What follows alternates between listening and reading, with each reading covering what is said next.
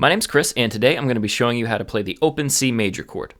Now, as far as open chords go, C is one of the trickier ones, so don't get too frustrated or surprised if it ends up being pretty tedious and takes a long time to get under your fingers. It's tough for everybody.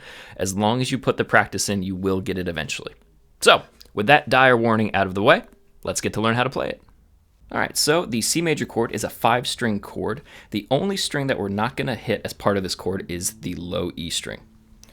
The other interesting thing about this, and it makes it easy to remember as you learn it, is that the finger numbers we're using are going to line up with the fret numbers that we're putting them on.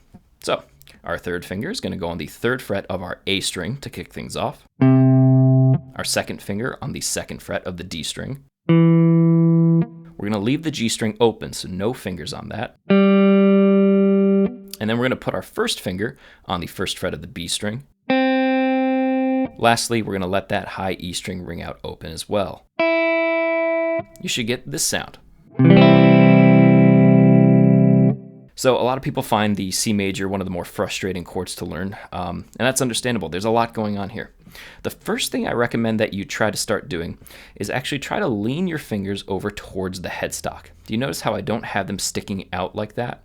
I'm really leaning them over, in my case to my left, because I'm right-handed, fretting these strings kind of with the corners of my fingertips. I know that's kind of a weird thing to visualize, but that's how I think about it. I actually just put the lines in my fingers. Hopefully you can see those. And you can see they're not dead center, right? If you look down at your fingertips and you're right-handed like me, you'll see that they're kind of more on the left side of the fingertip. That really goes a long way to get those fingers to get out of each other's way and not be on top of each other like that. Of course, experiment with how much you're rolling your wrist forward. Again, not too much, right? I don't want to stick my hand out like that because that's just uncomfortable. I have just the tip of my thumb peeking up over the top. And again, if I take the neck away, as with most of our open chords, you can see I'm making that V shape again there. Now, if you're starting to feel more comfortable and confident with the C major chord, first off, congratulations. Secondly, I want you to start trying to mute the low E string with the tip of your 3rd finger here. Because like I said before, we don't want that string ringing out. And it's easier and sounds better to mute it with our fretting hand than it does to try to avoid it with our strumming hand. It's almost impossible to do that and get your strums to sound good. So what you're going to do is not push the finger. Do you see how that pushes and pulls the string and it's going to bend it out of tune?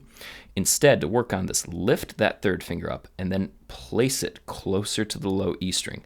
I've kind of got mine pretty much nestled in between the A string and the low E string with just barely the tip of that finger touching the low E string, so that when I do bump into it with my pick, it's not going to ring out. You'll see players, myself included, will go the extra mile and also use their thumb to mute this.